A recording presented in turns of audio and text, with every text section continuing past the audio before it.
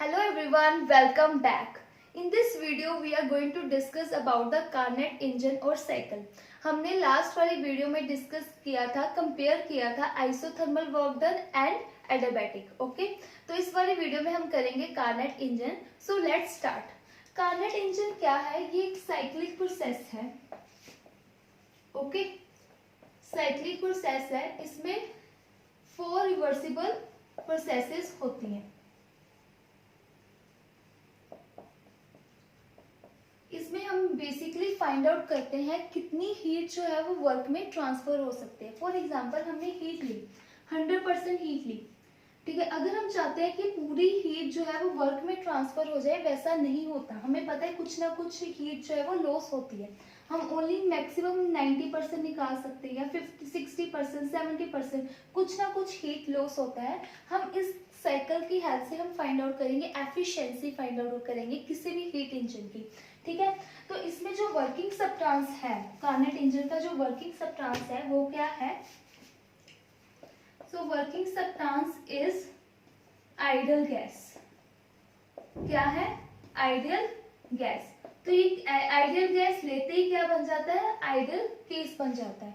और हम यहाँ पे ले रहे हैं रिवर्सिबल प्रोसेस. हमें पता है बेसिकली हमारे इरिवर्सिबल प्रोसेसेस होती हैं. ये एक आइडियल केस है जिसकी वजह से जो एफिशिएंसी है कार्नेट इंजन की वो क्या है? मैक्सिमम होएगी अगर हम किसी रियल हीट इंजन से कंपेयर करें. ठीक है, जिसकी जितनी इसकी एफिशिएंसी आएगी वो क्या आएगी? मैक्सिमम आएगी. ओके, सो यहाँ पे वर्किंग सब्सटेंस है आइडियल गैस. इसमें हमें होता है, एक होता है सोर्स.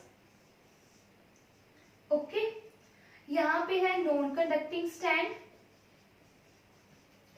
और यहाँ पे है सिंक. जो सोर्स का टेम्परेचर है वो होता है TH, मैक्सिमम टेम्परेचर होता है, और सिंक का टेम्परेचर जो है वो कम होता है. हम फाइंड आउट करते हैं कितनी हीट जो है यहाँ से लेके यहाँ, जितनी हीट ट्रांसफर हुई है सोर्स से सिंक, वो कितना वर्क कर सकती है, मतलब वर्क फाइंड आउट करते हैं. ओके, सो यहाँ इसका ग्राफ बनता है P वर्सेस V का, क्योंकि वर्क डन क्या होता है? वर्क डन क्या होता है? -P delta V. इसका ग्राफ कुछ ऐसा होता है.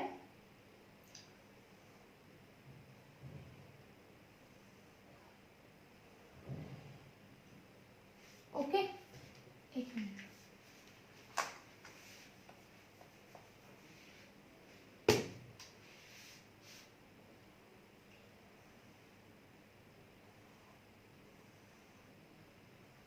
ऐसे करके होता है इसका ग्राफ. ठीक है, 4 प्रोसेसेस होती हैं. ये वाली प्रोसेस को बोलते हैं, इसको बोलो ABCD. ऐसे जाता है, साइक्लिक प्रोसेसेस हैं. ये वाली फर्स्ट वाली AB होती है, इसको बोलते हैं आइसोथर्मल एक्सपेंशन. क्या होती है? आइसोथर्मली एक्सपेंशन होती है. वॉल्यूम जो है वो इंक्रीज हो रहा है ना. यहाँ पे होती है एडियाबैटिक एक्सपेंशन. ओके, हमने DC में होती है आइसोथर्मल कंप्रेशन और यहाँ पे होती है एडियाबैटिक कंप्रेशन. हमने क्या करना है? अब हमने वर्क डन फाइंड आउट करना है. A से लेकर D तक गया है तो कितना वर्क डन होगा? वर्क डन जो है वो 0 नहीं होगा, although this is a cyclic process, क्योंकि वर्क डन जो है वो कौन सा फंक्शन है? पाथ फंक्शन है. ठीक है, सो हमने वर्क डन फाइंड करना है. सबसे पहले हमें AB, so work done in case of AB. सो ये क्या है? आइसोथर्मल एक्सपेंशन है. क्या होता है इसमें? जो वर्किंग सब्सटेंस है, वर्किंग सब्सटेंस को सोर्स के ऊपर रखा जाता है. आइसोथर्मल एक्सपेंशन है, मतलब जो टेम्परेचर चेंज है डेल्टा T जो है वो क्या होगा? 0 होगा. अगर टेम्परेचर चेंज नहीं हो रहा तो इंटरनल एनर्जी भी चेंज नहीं होगी. So delta U is also equal to 0. Okay, now what we are doing, हमने वर्किंग सब्सटेंस को कहाँ रखना है? सोर्स के ऊपर रखना है. जब हम वर्किंग सब्सटेंस को सोर्स के ऊपर रखेंगे और हम इसको अलाउ करेंगे कि पिस्टन जो है वो पिस्टन को लूज करेंगे, तो गैस क्या होगी? एक्सपैंड करेगी. गैस एक्सपेंशन होगी. ऑन एक्सपेंशन, जब भी एक्सपेंशन होती है जो इंटरनल एनर्जी है वो क्या होती है? डिक्रीज होती है. तो जो क्या कर देगा, जितनी इंटरनल एनर्जी डिक्रीज हुई है, मतलब जितना टेम्परेचर डिक्रीज हुआ उतनी ही हीट ट्रांसफर कर देगा। यहाँ सोर्स से क्या ट्रांसफर होगी, हीट ट्रांसफर होगी। तो हीट ट्रांसफर और टेम्परेचर जो है वो कांस्टेंट हो जाएगा, इंटरनल एनर्जी डिक्रीज होएगी बट डेल्टा टी क्यों है, 0 है। तो heat is transfer by the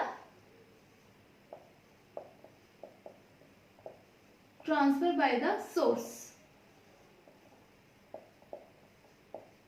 source जो है वो हीट जो है वो ट्रांसफर करेगा वर्किंग सब्सटेंस को, ताकि जो टेम्परेचर चेंज है वो क्या रहे, 0। अब हमने वर्क डन निकालना है। Work done in case of isothermal वो क्या होता है, ये मैंने सारा अपनी वीडियोस में डिस्कस किया है, मैंने उसका लिंक अपने डिस्क्रिप्शन बॉक्स में दे दिया है। ओके, सो वर्क डन होता है in case of isothermal process is equal to minus RT ln V final by V initial. So यहाँ पे पहले हमने गैस को एक्सपेंड किया, पहले प्रेशर था P1 V1 और टेम्परेचर था TH। ये क्या है, आइसोथर्मल एक्सपेंशन, टेम्परेचर चेंज नहीं होगा, गैस का प्रेशर डिक्रीज किया गया तभी तो एक्सपेंशन होगी, पिस्टन का प्रेशर डिक्रीज किया गया, pressure P2, okay, volume increase होगा, V2 एक्सपेंशन है और टेम्परेचर जो है वो सेम रहेगा। ओके, अब फाइनल वॉल्यूम क्या है, V2 और इनिशियल वॉल्यूम क्या है, V1 और टेम्परेचर क्या है, TH। तो यहां से वर्क आ जाएगा RTH, फाइनल वॉल्यूम कितना है, V2, यहां मैं कर रही हूँ V2, आप अलग लिख सकते हो, VI, इनिशियल वॉल्यूम कितना है, V1, ठीक है, तो यहाँ आ गया V1। सो ये आ गया work done in case of isothermal expansion. Now from first law of thermodynamics we know delta U is equal to Q plus W।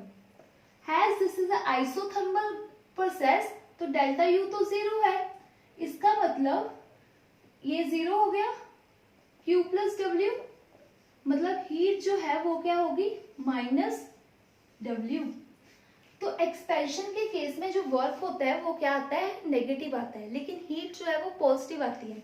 हमेशा याद रखना, जब भी गैस एक्सपैंड होएगी तो वो पॉजिटिव होएगा, ठीक है, जब भी गैस कंप्रेस होएगी तो वो नेगेटिव होगा। ऐसा क्यों होता है, एक्सपेंशन के केस में वर्क जो है वो गैस कर रही होती है, जब भी वर्क सिस्टम करता है तो वो नेगेटिव आता है, सॉरी वर्क नेगेटिव आएगा एक्सपेंशन में और कंप्रेशन में पॉजिटिव आएगा। एक्सपेंशन में नेगेटिव इसलिए आता है, जब भी गैस एक्सपैंड होती है तो वर्क कौन करता है, सिस्टम करता है, जब भी सिस्टम काम करे तो वो नेगेटिव आना होता है। तो यहाँ पे आप देख सकते हो वर्क जो है वो नेगेटिव है, V2 बड़ा है, ये टर्म पॉजिटिव है, ये वर्क जो है वो नेगेटिव है। और हीट क्या है, ये वर्क कौन सा है, AB, और ये हीट जो है वो Q1 है, जो हीट है वो किसके इक्वल होगी, माइनस W के। So heat is equal to minus of W। So W तो ये है minus RTH ln V2 by V1, तो वर्क Q1 क्या आ गई, plus RTH ln V2 by V1। Okay, अब इसमें हीट जो है वो पॉजिटिव, क्योंकि सोर्स हीट ट्रांसफर कर रहा है वर्किंग सब्सटेंस को। ओके, अब नेक्स्ट स्टेप है adiabatic expansion. So work in case of BC, कौन सी प्रोसेस है ये, एडियाबैटिक एक्सपेंशन। सो एडियाबैटिक एक्सपेंशन है, इस केस में क्या कंडीशन होती है, Q क्या होगा, 0, मतलब अब वर्किंग सब्सटेंस को कहाँ रखा गया, कहाँ पे रखा गया, नॉन कंडक्टिंग सब्सटेंस पे। ओके, अब क्या हुई, एडियाबैटिक एक्सपेंशन हुई, P2 V2 एक्सपैंड हो रहा है, वॉल्यूम इंक्रीज होएगा, प्रेशर डिक्रीज हो रहा है, एक्सपेंशन सॉरी एडियाबैटिक एक्सपेंशन है तो प्रेशर जो है P3 V3 and TH, temperature इसमें जो है वो चेंज होएगा TC, ठीक है। अब क्या होगा, अब एडियाबैटिक एक्सपेंशन, सो प्रेशर जो है वो डिक्रीज होगा अगेन फर्दर, क्योंकि हमने क्या करवानी है, एक्सपेंशन करवानी है। तो P3 वॉल्यूम इंक्रीज होगा, एक्सपेंशन हो रही है, वॉल्यूम पहले इतना था अब इंक्रीज हो गया। टेम्परेचर भी क्या होगा, डिक्रीज होगा, एक्सपेंशन हो रही है ना, तो डेल्टा यू जो है वो इंक्रीज डिक्रीज होएगी और टेम्परेचर भी जो है वो डिक्रीज होएगा। ठीक है, लास्ट वाले केस में भी डेल्टा यू डिक्रीज हो रही थी, पर हम सोर्स क्या प्रोवाइड कर रहा था, उसको हीट प्रोवाइड कर रहा था, जिसका उससे टेम्परेचर मेंटेन रहा। फाइन। सो इस केस में वर्क जो है वो किसके इक्वल आएगा, इस केस में एडियाबैटिक एक्सपेंशन के केस में वर्क होता है CV T2 minus T1। Fine. इसमें देखो T2 क्या है, फाइनल टेम्परेचर TC है, और T1 क्या है, TH। तो ये आ गया वर्क। Q तो 0 है इस केस में, ये वर्क BC आ गया, और Q जो है वो क्या है, 0 है इस केस में। फाइन। तो ये आ गया वर्क। तो ये भी वर्क जो है वो नेगेटिव है, एक्सपेंशन है, मैंने पहले बताया एक्सपेंशन के केस में नेगेटिव होता है। नेगेटिव कैसे है, TC जो है वो कम है, तो ये वाली टर्म नेगेटिव आएगी और ये वर्क भी नेगेटिव हो जाएगा। Q क्या है, 0 है। अब नेक्स्ट केस है work in case of CD। CD में क्या हो रहा है, इसमें कंप्रेशन हो रही है, हम प्रेशर को थोड़ा डिक्रीज करें, कंप्रेस तभी होगी गैस, P4, वॉल्यूम भी डिक्रीज हो रहा है V4, एंड टेम्परेचर सेम रह रहा है, क्योंकि ये कौन सा केस है, आइसोथर्मल केस है। अब क्या किया गया, वर्किंग सब्सटेंस को उठाकर कहाँ रखा गया, सिंक पे रखा गया। ये कौन सी प्रोसेस है, आइसोथर्मल है। ओके, तो इसमें क्या होगा, आइसोथर्मल कंप्रेशन है, प्रेशर को डिक्रीज किया गया और वर्किंग सब्सटेंस को कहाँ रखा गया, सिंक के ऊपर रखा गया। अब सिंक क्या करेगी, यहाँ सिंक के ऊपर रखा गया, ये गैस कंप्रेस्ड हुई, कंप्रेस्ड होने से जो डेल्टा यू है वो क्या हो रही है, इंक्रीज होगी, इंक्रीज होने से टेम्परेचर भी इंक्रीज होगा। तो वो कैसे बैलेंस होएगा, ये हीट जो है वो वहां पे ट्रांसफर कर देगा। अब ये हीट देगा तो Q अमाउंट ऑफ हीट, यहाँ पे Q2, यहाँ पे Q1 था, Q2 amount of heat transfer to sink. ठीक है, जितनी हीट, जितना उसका टेम्परेचर इंक्रीज हुआ था उतनी ही हीट उसने ट्रांसफर कर दी सिंक को, ताकि उसका चेंज इन टेम्परेचर क्या रहे, 0।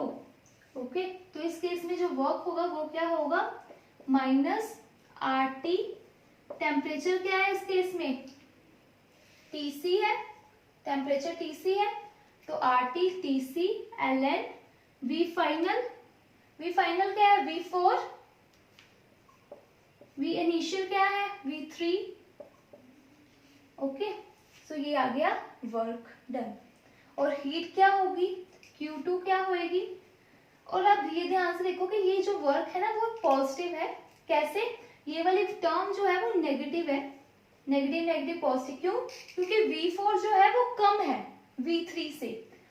अगर ऊपर वाला कम हो और नीचे वाला ज्यादा हो, लॉग में वो नेगेटिव होता है, log 1/2, इसका लॉग नेगेटिव आएगा। ठीक है, तो ये नेगेटिव है, ये भी नेगेटिव, ये पॉजिटिव है वर्क, क्योंकि कंप्रेशन के केस में जो वर्क होता है वो होता है पॉजिटिव। सो Q2 क्या है, -W CD। ओके, तो यहाँ पे Q2 आ गई, Q2 is equal to minus plus हो जाएगा, RTC ln V4/V3। Okay, so next step में हम करेंगे, ये आ गया Q2। अब हम करेंगे work done in case of DA। ये कौन सी प्रोसेस है, इसमें क्या किया गया, अब फिर से वर्किंग सब्सटेंस को उठाकर कहाँ रखा गया, नॉन कंडक्टिंग में। ठीक है, नॉन कंडक्टिंग में रखा गया, और टेम्परेचर क्या होगा, कंप्रेशन है, एडियाबैटिक कंप्रेशन है। जब भी कंप्रेशन होती है तब क्या होता है, एडियाबैटिक कंप्रेशन। जब भी कंप्रेशन होगी, ठीक है, प्रेशर जो है वो क्या होगा, इंक्रीज होगा, और डेल्टा यू जो है वो इंक्रीज होएगी, जिससे टेम्परेचर भी क्या होगा, इंक्रीज होगा। टेम्परेचर इंक्रीज होने से टेम्परेचर इंक्रीज होगा और ये Tc से कहाँ पहुंच जाएगा, TH। ओके, Tc से कहाँ पहुंच गया, TH। कंप्रेशन है। वर्क डन क्या होता है, अब नॉन कंडक्टिंग में हीट तो ट्रांसफर हो गई नहीं, Q0 है तो टेम्परेचर इंक्रीज हो गया, इस वजह से क्या होता है, Cv T2। T2 क्या है, D है ना, T2 क्या है, TH और T1 है Tc, ये आ गया वर्क, और Q है C2। ओके, ये आ गए इन सारे केस में वर्क। ओके, ये रब कर देते हैं।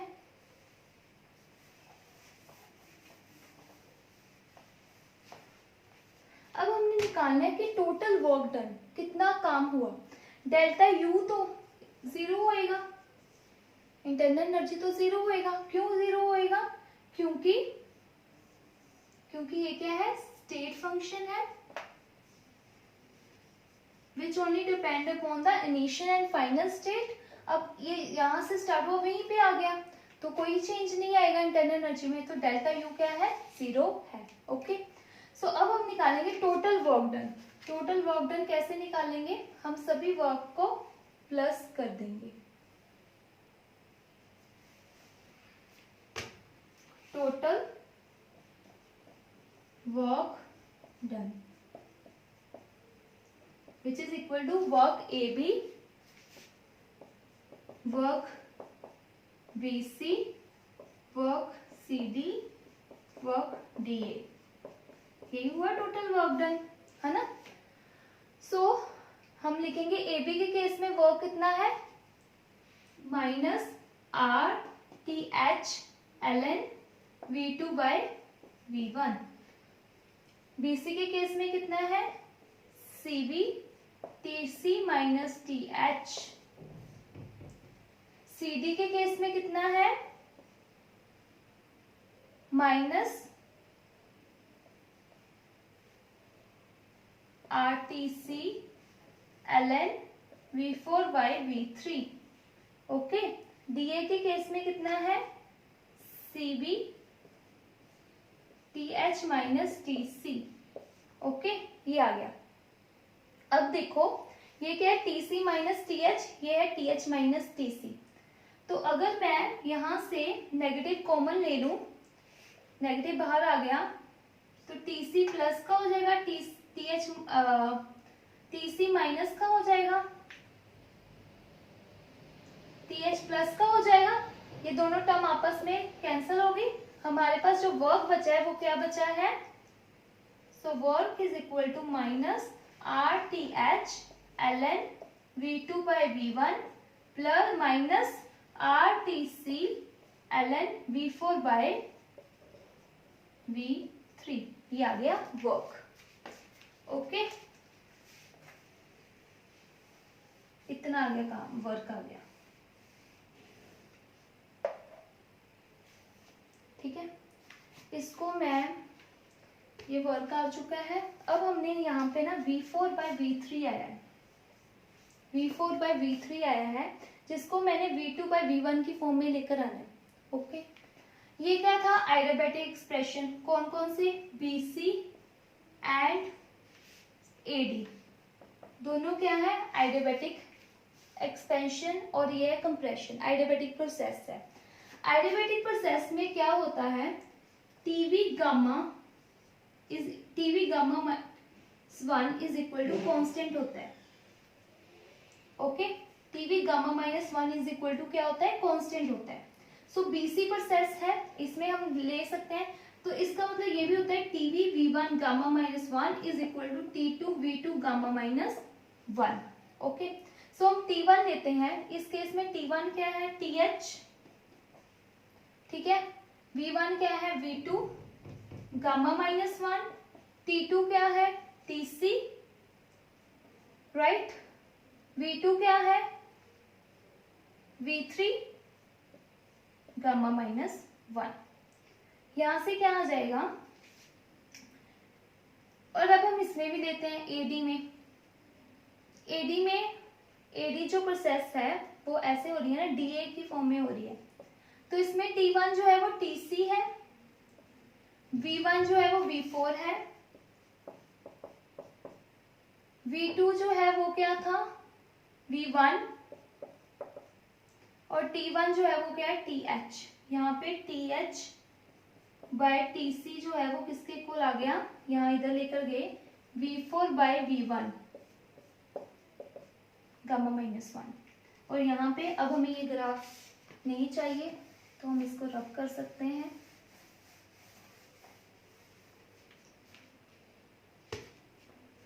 So TH is equal to V4 V1 gamma -1। यहाँ से हम निकाल सकते हैं, मैं यही चीज को ऊपर लिख रही हूँ, TH बाय TC। इस केस में क्या होगा, TH यहाँ से लगा V3 बाय V2 गामा -1। यहाँ से आया से TH और TC किसके इक्वल है, V4 by V1 gamma -1, right. ये DA प्रोसेस से आया है, वो BC प्रोसेस से आया है। अगर लेफ्ट हैंड साइड दोनों की सेम है तो we can compare right hand side. So V3 by V2 gamma -1 is equal to V4 by V1 gamma -1। तो गामा -1 कैंसिल हो जाएगा यहाँ से। So we can write V3 by V4 is equal to V2 by V1। Let take this equation, total work 1। तो V3 by V4 है इतना, सो V4 by V3 कितना होएगा, V1 बाय V2। हम इसको भर सकते हैं यहाँ पे, राइट, वी कैन फिल ना। V4 by V3 is equal to V1 by V2, तो भर देते हैं। जगह की प्रॉब्लम होती है। So work is equal to -R TH ln V2 by V1 -R TC ln V4 by V3 को हमने क्या निकाला था, V1 बाय V2, ये निकाला था ना। सो इसको हम लिख सकते हैं, so work is equal to -RTH ln V2 by V1। V1 by V2 को हम लिख सकते हैं V2 by V1, it's a property of log. यहाँ पे पर साइन चेंज हो जाएगा। So RTC ln V2 by V1, okay. So R ln V2 by V1 बाहर आ जाएगा और अंदर आ जाएगा -TH by +TC, okay. So minus को कॉमन निकालो, -R ln V2 by V1 आ जाएगा TH माइनस TC, यहाँ पे माइनस आ जाएगा, ओके। सो ये आ गया total work done in case of cyclic process, Carnot engine के केस में वर्क डन। अब यहाँ पे हमने निकालनी है एफिशिएंसी। सो एफिशिएंसी होता है, अभी इसी के लिए एफिशिएंसी चाहिए थी, इसी के लिए ये सब चाहिए था एफिशिएंसी के लिए। सो एफिशिएंसी होता है, ये हमारे पास आ गया टोटल वर्क डन, ये आ गया टोटल वर्क डन। इसको मैं लिख लूं ऊपर, टोटल वर्क डन जो है is equal to -R ln V2 by V1 TH minus TC, ये है total work done, okay. So efficiency क्या होता है, इसको रब कर देते हैं, हमें नहीं चाहिए।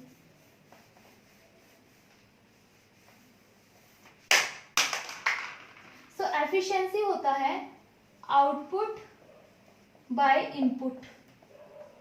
आउटपुट क्या है हमारे पास, ये वर्क, ये सारा क्या है आउटपुट, ठीक है। तो यहाँ पे आउटपुट हमें कहते हैं वर्क, वो उसको लिखते हैं -W। और इनपुट क्या किया था हमने, Q1 हीट दी थी, सिर्फ Q1 हीट दी थी ना, सिर्फ इनपुट तो सिर्फ Q1 हीट थी जो सोर्स ने ट्रांसफर की थी ड्यूरिंग आइसोथर्मल एक्सपेंशन प्रोसेस, है ना। सो -W क्या है, minus R L N V2 by, so work है minus R L N V2 by V1 TH minus TC, है ना, यही आया work, divided by input, input क्या है Q1, Q1 क्या थी ये वाली, so which is equal to R TH ln V2 by V1।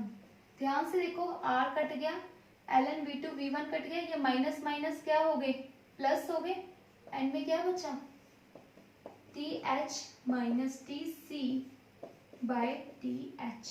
इससे हमें क्या कंक्लूड होता है, ये है efficiency.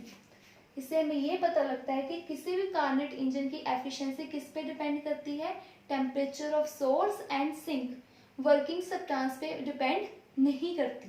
Okay, so it does not depend upon the working substance. Fine.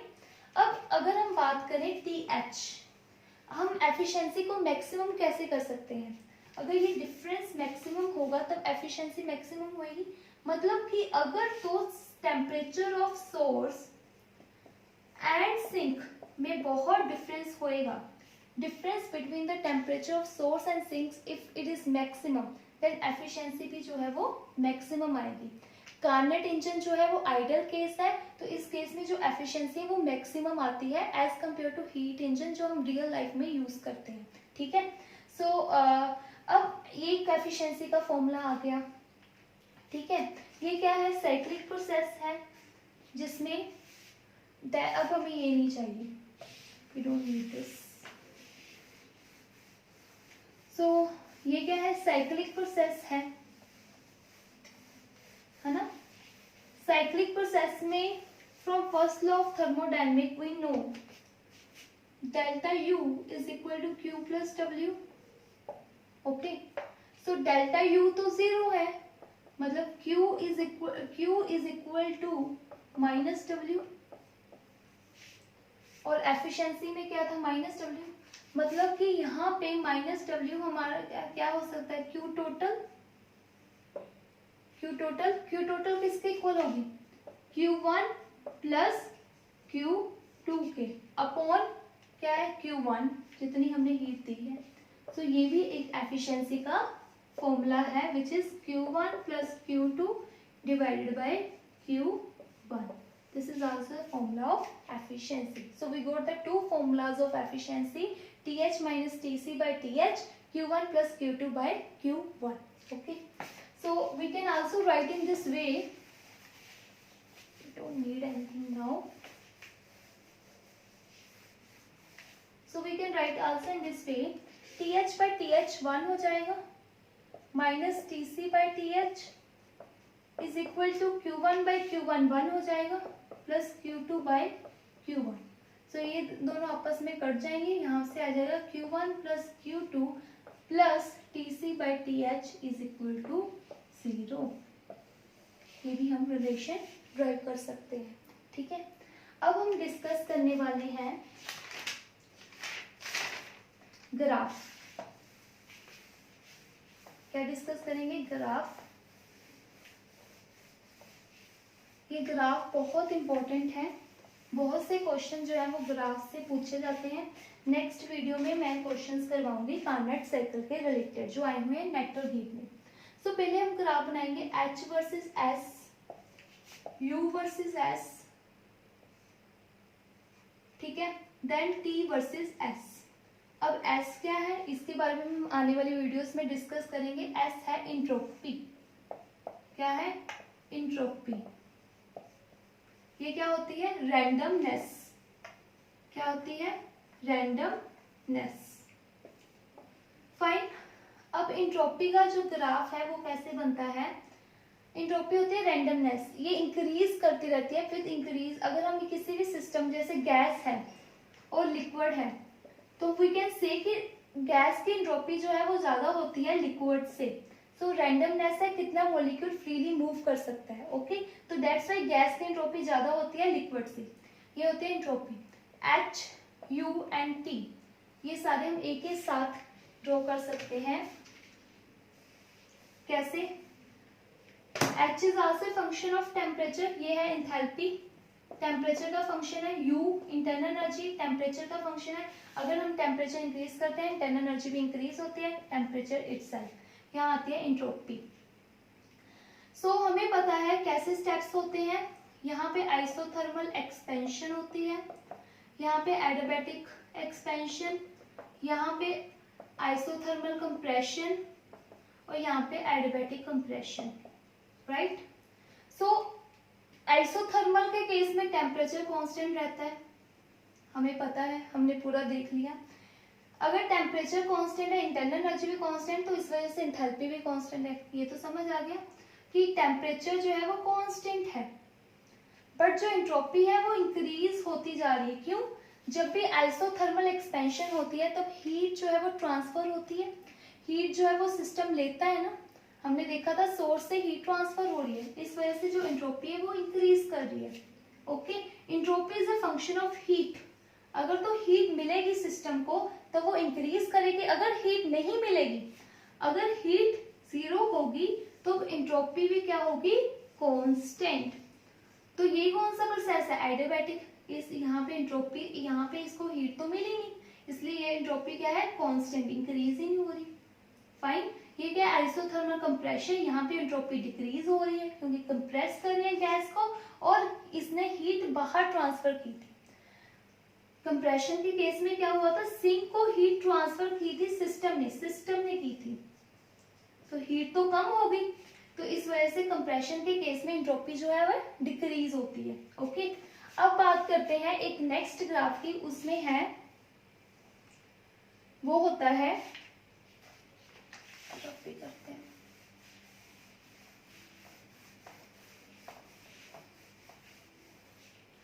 वो होता है टेम्परेचर वर्सेस V वॉल्यूम, फिर होता है प्रेशर H वर्सेस वॉल्यूम, फिर आता है internal energy versus volume. Okay, so यहाँ पे आ जाएगा THU और यहाँ पे आ जाएगा वॉल्यूम। ओके, सो एक्सपेंशन हुई है पहले स्टेप में, वॉल्यूम इंक्रीज होएगा। फाइन। फिर उसके बाद एडियाबैटिक एक्सपेंशन हुई है, पर हमें पता है कि एडियाबैटिक के केस में TB गामा-1 कांस्टेंट होता है, तो ये गामा फैक्टर आने की वजह से ये स्ट्रेट लाइन नहीं आएगा, ये कर्व आएगा। ठीक है, सो उसके बाद क्या है? कंप्रेशन है, ये था एक्सपेंशन, ये एडियाबैटिक एक्सपेंशन, अब कंप्रेशन था, वॉल्यूम डिक्रीज करेगा, आइसोथर्मल कंप्रेशन था, उसके बाद यहाँ पे भी वॉल्यूम डिक्रीज करेगा, है ना, ये था एडियाबैटिक कंप्रेशन। तो इसका एक कर्व, यहाँ पे कर्व आएंगे, स्ट्रेट लाइन नहीं आएगा, ये उसका हो गया ग्राफ। ठीक है, तो ऐसे हमने आज सारा कार्नोट साइकिल कवर कर लिया है। I hope you like this video. Thank you very much.